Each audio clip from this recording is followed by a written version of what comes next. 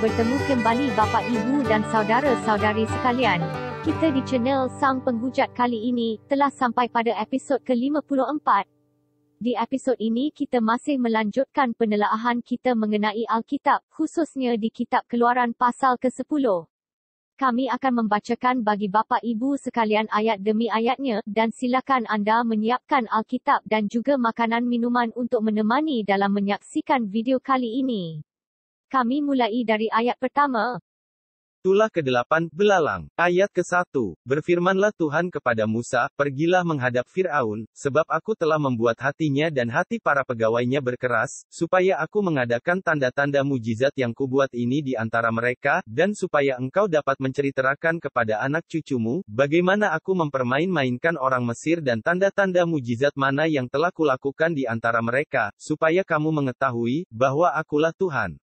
Di ayat ini, di ayat pertama dan kedua ini, Anda bisa melihat bahwa Tuhan berfirman kepada Musa sesuatu perkataan yang benar-benar menurut saya pribadi sangat biadab. Sosok Tuhan yang tidak bermoral, yang sama sekali tidak menunjukkan titel dia sebagai Tuhan yang Maha Pengasih, Maha Penyayang, Maha Peduli. Tapi di sini kita ditunjukkan bahwa Tuhannya orang Ibrani ini pingin cari nama, pingin populer. Sesuatu yang menurut kita manusia adalah tindakan yang keji. What?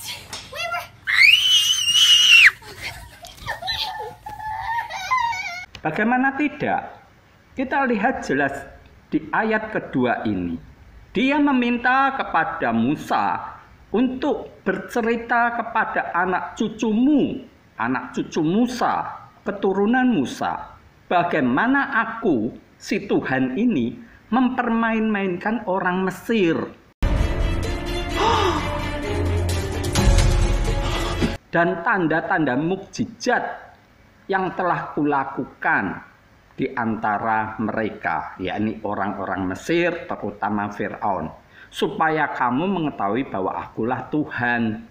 Dia ingin pamer kepada semua orang, terutama keturunan dari Musa, orang-orang Ibrani. Bagaimana kejadian tersebut? Jika kita waras, jika kita nalar, justru di zaman sekarang ini, di mana hak asasi manusia itu dikedepankan, kita dihimbau untuk mempunyai rasa simpati, empati. Justru ayat ini membuat kita bertanya-tanya. Kita harus merenungkan. Inilah sifat asli dari Tuhannya orang Ibrani, orang Israel yang diajarkan, dituturkan kepada kita melalui agama Nasrani. Oh no! Yang dibawa oleh para misionaris bule, orang-orang Eropa, ke tanah air kita Nusantara, Indonesia, untuk kita pelajari dan kita anut sosok Tuhan yang sama sekali biadab, tidak bermoral. Jika kita manusia saja, kita mempunyai rasa empati, simpati ketika kita melihat ada seorang yang mempunyai kuasa mempermainkan orang-orang yang lebih rendah derajatnya, orang-orang yang berkuasa, melakukan hal yang sok-sokan terhadap orang miskin, menjajah orang lain, memperlakukan dengan sadis orang lain, kita menjadi marah. Sekarang kita justru diberi pameran bahwa si Tuhan orang-orang Yahudi ini justru memang mempermain-mainkan orang Mesir, bukannya memberikan hikmat, memberikan suatu anugerah agar bisa bertobat, justru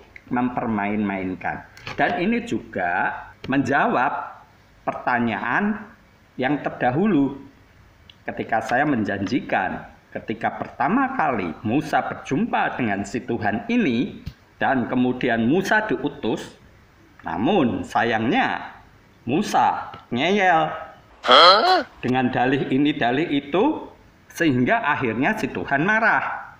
Di situ saya katakan ini kontradiksi dengan pasal-pasal berikutnya. Kontradiksinya demikian Bapak Ibu.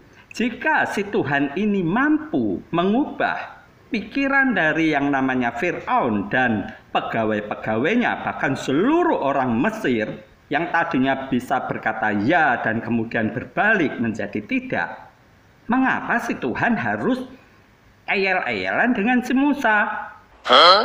Bukankah dengan mudah dia harusnya kalau kita waras, berpikir benalar, harusnya Musa dengan demikian mudahnya akan berbalik pikirannya. Dan si Tuhan tidak perlu repot-repot meminta Harun untuk menemani Musa. Bukankah itu kejadian yang janggal jika kita bandingkan dengan apa yang terjadi dengan Fir'aun ini? Fir'aun dengan demikian mudahnya dipermainkan oleh si Tuhan. Lantas, mengapa si Tuhan tidak mampu membalikkan pikiran Musa ketika Musa membantah dia? Sehingga akhirnya si Tuhan menjadi murka. Itu tertulis di pasal-pasal pertama. Anda pun bisa membaca itu. Jika Anda waras, Anda tahu bahwa cerita ini hanyalah kebohongan-kebohongan belaka. Mari kita lanjutkan di ayat berikutnya, di ayat ketiga. Ayat ketiga, lalu Musa dan Harun pergi menghadap Fir'aun dan berkata kepadanya, beginilah firman Tuhan Allah orang Ibrani, berapa lama lagi engkau menolak untuk merendahkan dirimu di hadapanku? Biarkanlah umatku pergi supaya mereka beribadah kepadaku. Sebab jika engkau menolak membiarkan umatku pergi, maka besok aku akan mendatangkan belalang-belalang ke dalam daerahmu, belalang itu akan menutupi permukaan bumi, sehingga orang tidak dapat melihat tanah, belalang itu akan memakan habis sisa yang terluput, yang masih tinggal bagimu dari hujan es itu, bahkan akan memakan habis segala pohonmu yang tumbuh di padang.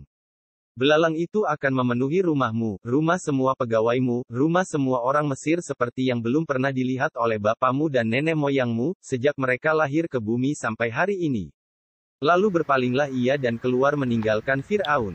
Di sini, di ayat ketiga hingga di ayat keenam, Musa menuruti perintah dari Tuhannya. Dia menghadap kepada Fir'aun bersama Harun, kakaknya, dan menyampaikan pesan Tuhan, bahwa ada ancaman Tuhan akan menurunkan, menciptakan belalang yang akan memakan habis semua tanaman, pohon, memenuhi tanah Mesir.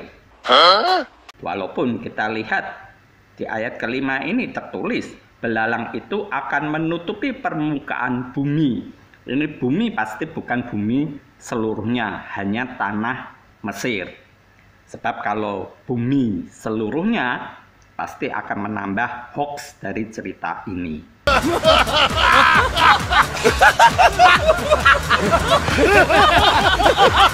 Kita lanjutkan di ayat berikutnya, di ayat ke-7. Ayat ke-7. Sesudah itu berkatalah para pegawai Fir'aun kepadanya, berapa lama lagi orang ini akan menjadi jerat kepada kita? Biarkanlah orang-orang itu pergi supaya mereka beribadah kepada Tuhan Allah mereka. Belumkah Tuanku insaf, bahwa Mesir pasti akan binasa? Di ayat ke-7 ini kita melihat bahwa para pegawai Fir'aun pun mengeluh kepada rajanya. Sehingga meminta kepada Fir'aun untuk membiarkan orang-orang Israel ini pergi beribadah kepada Tuhan Allah mereka. Sampai mereka mengatakan, belumkah Tuanku insaf bahwa Mesir pasti akan binasa? Ini sesuatu perkataan, pernyataan dari para pegawai Fir'aun. Mereka tahu bahwa sesungguhnya jika berlama-lama menahan orang Israel, yang ada hanya musibah bencana bagi orang-orang Mesir seluruhnya. Makanya mereka meminta kepada Fir'aun untuk mau membiarkan orang Israel ini pergi. Ini sesuatu hal yang jelas-jelas dari pikiran para pegawai Fir'aun. Bahkan mungkin Fir'aun sendiri mempunyai pemikiran demikian. Kita lanjutkan di ayat berikutnya, di ayat ke-8. Ayat ke-8. Lalu Musa dan Harun dibawalah kembali kepada Fir'aun dan berkatalah Fir'aun kepada mereka, pergilah, beribadahlah kepada Tuhan Allahmu. Siapa-siapa sebenarnya yang akan pergi itu? Jawab Musa, kami hendak pergi dengan orang-orang yang muda dan yang tua, dengan anak-anak lelaki kami dan perempuan, dengan kambing domba kami dan lembu sapi kami, sebab kami harus mengadakan perayaan untuk Tuhan. Tetapi Fir'aun berkata kepada mereka, Tuhan boleh menyertai kamu, jika aku membiarkan kamu pergi dengan anak-anakmu. Lihat, jahatlah maksudmu. Bukan demikian, kamu boleh pergi, tetapi hanya laki-laki, dan beribadahlah kepada Tuhan, sebab itulah yang kamu kehendaki. Lalu mereka diusir dari depan Fir'aun. Di ayat ke-8 hingga ayat ke-11 ini, Musa dan Harun dibawa menghadap kepada Fir'aun. Dan Fir'aun menanyakan, yang mau pergi siapa saja? Ternyata Musa meminta semuanya pergi. Dia angkut semuanya, bahkan binatang ternaknya semua dibawa. Sehingga Fir'aun memberikan sanggahan kepada Musa dengan mengatakan bahwa apa yang menjadi maksud dari Musa ini sebenarnya jahat. Untuk itu, Fir'aun berpikiran bahwa dia hanya memperbolehkan Musa pergi hanya yang laki-laki, selebihnya tidak boleh. Ini jelas merupakan penentangan Fir'aun terhadap apa yang menjadi keinginan Tuhannya orang-orang Ibrani ini. Kita lanjutkan di ayat berikutnya. Ayat ke-12, berfirmanlah Tuhan kepada Musa, ulurkanlah tanganmu ke atas tanah Mesir mendatangkan belalang dan belalang akan datang meliputi tanah Mesir dan memakan habis segala tumbuh-tumbuhan di tanah, semuanya yang ditinggalkan oleh hujan es itu. Lalu Musa mengulurkan tongkatnya ke atas tanah Mesir, dan Tuhan mendatangkan angin timur melintasi negeri itu, sehari-harian dan semalam-malaman, dan setelah hari pagi, angin timur membawa belalang. Datanglah belalang meliputi seluruh tanah Mesir dan hinggap di seluruh daerah Mesir, sangat banyak, sebelum itu tidak pernah ada belalang yang demikian banyaknya dan sesudah itu pun tidak akan terjadi lagi yang demikian. Ayat ke-15, belalang menutupi seluruh permukaan bumi, sehingga negeri itu menjadi gelap olehnya, belalang memakan habis segala tumbuh-tumbuhan di tanah dan segala buah-buahan pada pohon-pohon yang ditinggalkan oleh hujan es itu, sehingga tidak ada tinggal lagi yang hijau pada pohon atau tumbuh-tumbuhan di padang di seluruh tanah Mesir. Di sini kita melihat demonstrasi yang dilakukan Musa ketika menuruti perintah Tuhannya, yakni dengan mendatangkan belalang yang ditiup melalui angin timur. Jika kita melihat peta zaman dulu ketika Mesir dan tanah Kanaan itu masih ada, kita lihat memang Mesir sebelah timurnya adalah daerah Kanaan, merupakan daratan. Kemungkinan besar memang daerah sana banyak perkebunan, sehingga ketika angin timur bertiup, dari timur pastinya dari Kanaan akan menuju ke Mesir. Jika memang di sebelah timur Mesir ini banyak belalang, maka belalang itu bisa terbawa hingga ke Mesir. Namun hebatnya adalah di ayat ke-15 ini. Belalang itu menutupi seluruh permukaan bumi sehingga negeri itu menjadi gelap. Oh no! Ini jika kita berfantasi ria, berhalusinasi, demikian dahsyatnya, demikian banyaknya belalang-belalang yang menyerbu Mesir, sehingga langitnya pun menjadi gelap. Ini bukan main banyaknya belalang. Apakah Anda sanggup berfantasi demikian?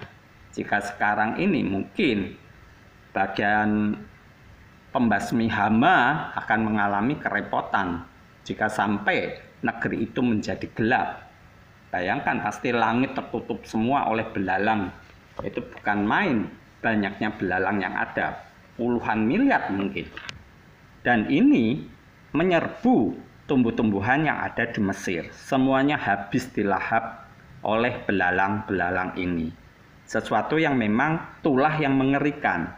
Dan kita tidak pernah diberitahu apa yang dilakukan oleh orang-orang Mesir ketika menghadapi belalang-belalang ini. Tidak ada rincian satupun kalimat yang diberikan di Alkitab kita mengenai tindakan yang dilakukan orang Mesir dan juga orang Israel. 진짜.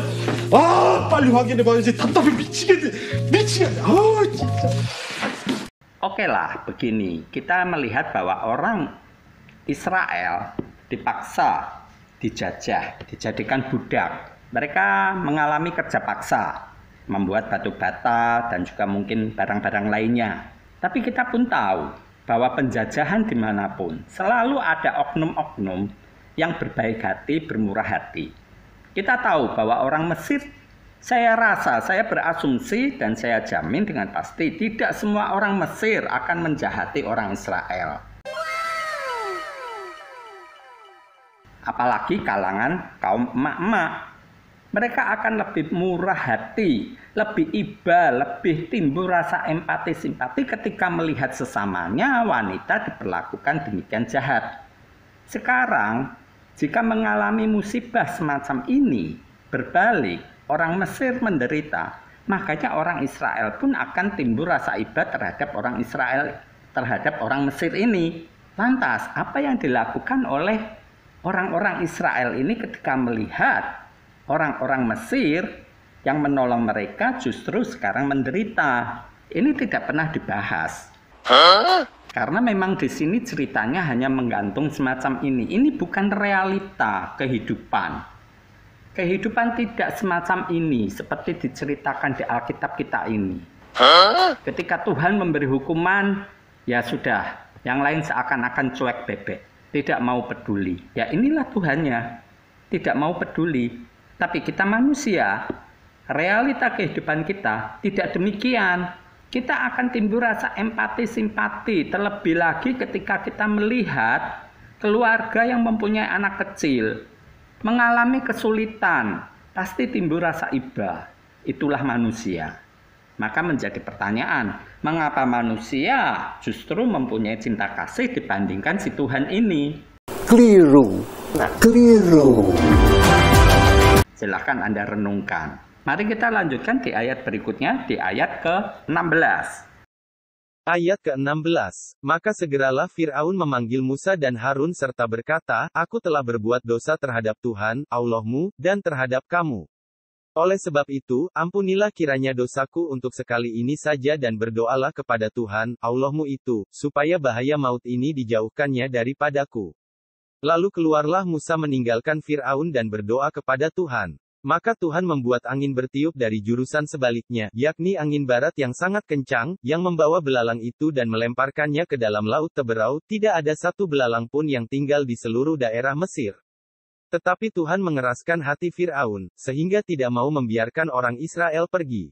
Nah, di sini kita melihat satu sandiwara lagi, satu fragmen yang dilakukan oleh Fir'aun dan juga Tuhannya Musa ini. Kita melihat bahwa Fir'aun bertobat. Dia mengakui berbuat dosa sehingga dia meminta ampun supaya bahaya maut itu dijauhkan dari Mesir. Dan ini pun dituruti oleh Musa. Sehingga Tuhan ini membuat angin bertiup dari jurusan sebaliknya.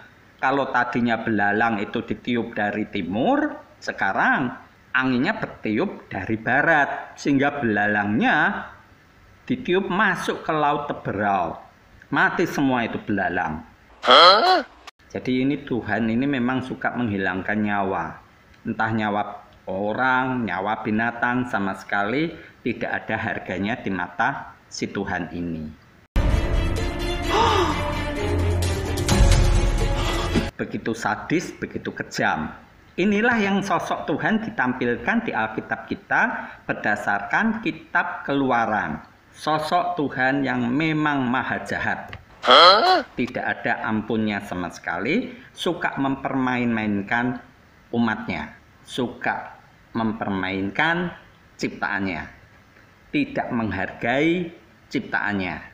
Ini Anda harus memberikan catatan penting, karena inilah yang ditulis di Alkitab kita ini.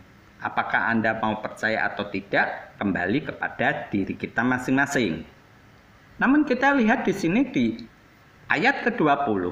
Tetapi Tuhan mengeraskan hati Fir'aun sehingga tidak mau membiarkan orang Israel pergi.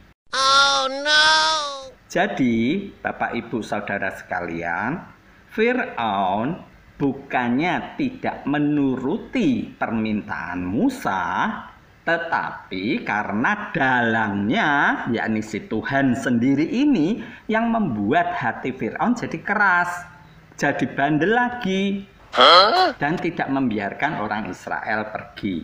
Jadi, kembali, Anda lihat di sini, inilah pertunjukan biadab yang luar biasa. Ya, tinggal nalar kita mau menerima atau tidak. Tapi inilah informasi yang disuguhkan kepada kita. Tinggal Anda mau menerima yang mana. Karena ocehan para pendeta berbeda lagi. Please, objektif. Mereka beranggapan bahwa Fir'aun berkeras ini karena awalnya Fir'aun sudah keras hati. Sehingga Tuhan justru menambah-nambahi kekerasan hati Fir'aun. Demikian khotbah-khotbah mereka, penafsiran mereka. Justru itu bisa saya bantah. Kalau memang Fir'aun itu berkeras hati awalnya, jelas. Karena ada faktor kepentingan. Kepentingan apa? Ya untuk pembangunan Mesir. Karena jumlah orang Israel banyak dan bisa digunakan, dikaryakan. Mereka itu pendatang, bukan penduduk asli Mesir. Tapi mereka menumpang hidup karena leluhurnya nebeng di Mesir. Sekarang Fir'aun sebagai seorang raja, mereka menggunakan orang-orang Ibrani, orang-orang Israel ini untuk bekerja. Ya wajar, itu masuk akal. Sekarang tahu-tahu ada perintah, ada permintaan dari Musa atas nama Tuhannya untuk memboyong keluar orang-orang Israel. Jelas Fir'aun keberatan. Karena dengan adanya orang Israel, orang-orang Mesir mendapat keuntungan. Sekarang keuntungan itu diambil tanpa ada ganti rugi. Jelas siapapun, kepala negara manapun akan menolak hal itu. Ini sesuatu paksaan yang luar biasa. Jahatnya, tidak ada win-win solution yang diberikan oleh si Tuhan. Yang ada hanya justru paksaan dari kekuatan yang luar biasa yang dilakukan sosok Tuhan.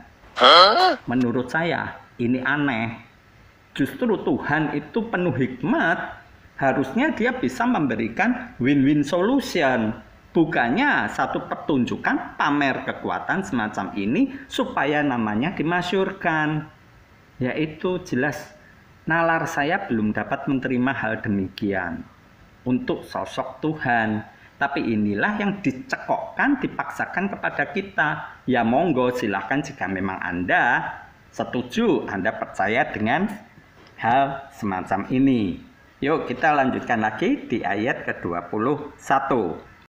Tulah ke-9, gelap gulita. Ayat ke-21. Berfirmanlah Tuhan kepada Musa, ulurkanlah tanganmu ke langit, supaya datang gelap meliputi tanah Mesir, sehingga orang dapat meraba gelap itu. Lalu Musa mengulurkan tangannya ke langit dan datanglah gelap gulita di seluruh tanah Mesir selama 3 hari. Tidak ada orang yang dapat melihat temannya, juga tidak ada orang yang dapat bangun dari tempatnya selama 3 hari, tetapi pada semua orang Israel ada terang di tempat kediamannya. Di sini oleh LAI diberi subjudul Tulah ke-9 gelap gulita. Di ayat 21 hingga ke-23 ini, Tuhan menurunkan tulah berupa gelap meliputi tanah Mesir. Semua orang di tanah Mesir ini tidak bisa melihat apa-apa karena gelap.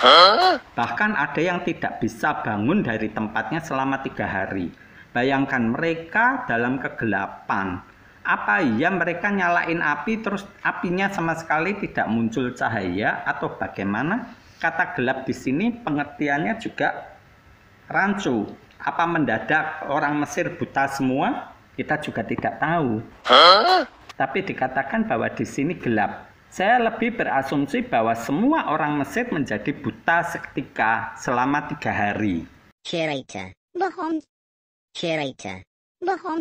Dan kembali, seperti yang saya katakan tadi, jika orang Mesir ada yang mempunyai empati simpati kepada orang-orang Israel, demikian pula sebaliknya. Dan kita melihat di sini, di ayat ke-23, tetapi pada semua orang Israel ada terang di tempat kediamannya. Bayangkan jika orang Mesir gelap, dia melihat orang Israel terang, kan jelas menyolok sekali. Mereka bisa pindah ke tempat orang Israel di tanah Goshen tersebut. Tapi dikatakan bahwa tidak ada orang yang dapat bangun dari tempatnya selama 3 hari. Berarti mereka ini buta. Gelapnya ini bukan karena keadaan, tapi mata mereka mendadak buta. Ini asumsi saya. Dan pastinya orang Israel yang menaruh iba terhadap temannya orang-orang Mesir ini, ya menurut saya mereka akan menolong. Walaupun di sini tidak pernah diceritakan. Yang diceritakan hanya kekejaman dari si Tuhan mereka ini. Kita lanjutkan di ayat berikutnya, di ayat ke-24.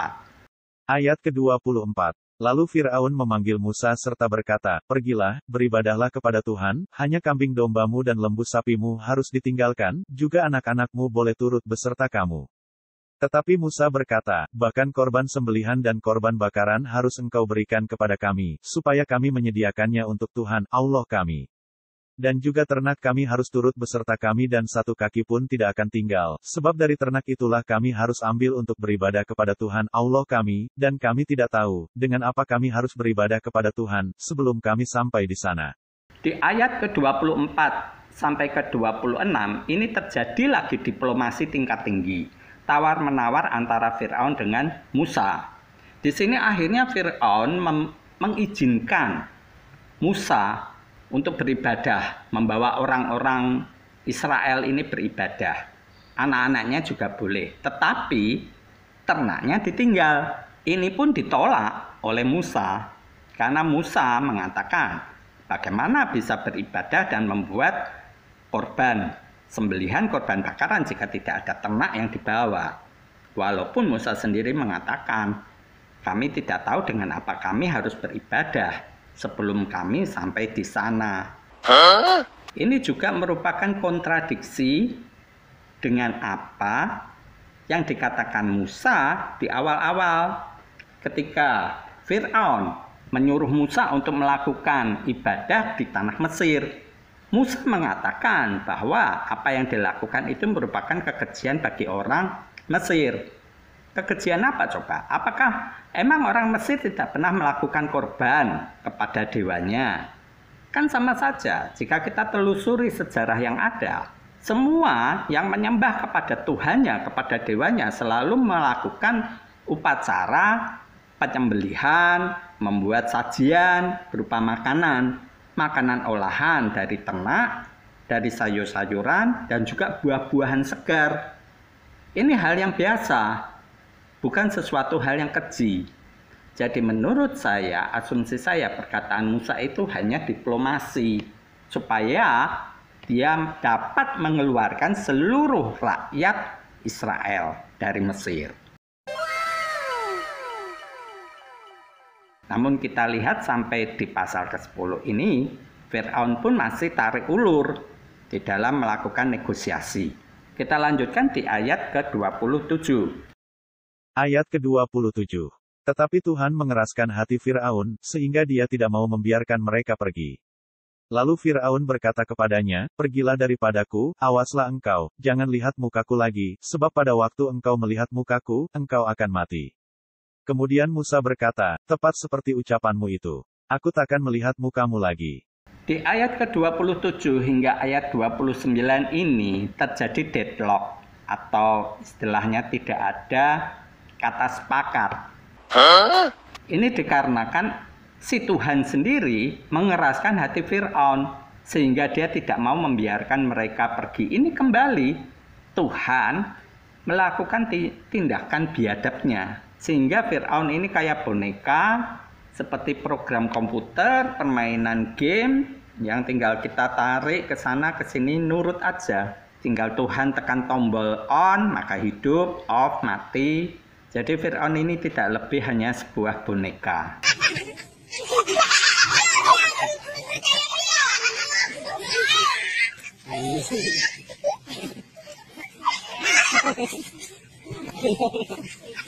Dan di sini kita melihat bahwa Fir'aun pun kemudian mengusir Musa untuk pergi dari hadapannya. Dan ini pun dibalas oleh Musa, "Aku takkan melihat mukamu lagi."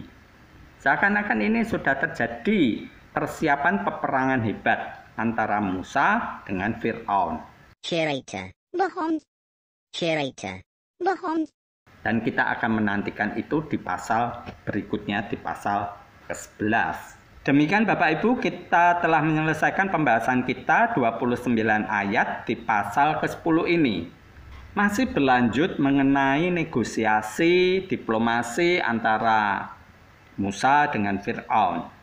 Satu cerita yang harusnya Anda pun dapat berpikir dengan cermat dan waras. Apakah cerita ini merupakan kenyataan yang pernah terjadi ataukah tidak? Hal-hal yang ajaib, hal-hal yang fenomenal. Bisa ada nyamuk yang berupa dari debu, kemudian ada lalat pikat, kemudian air menjadi darah, segala itu.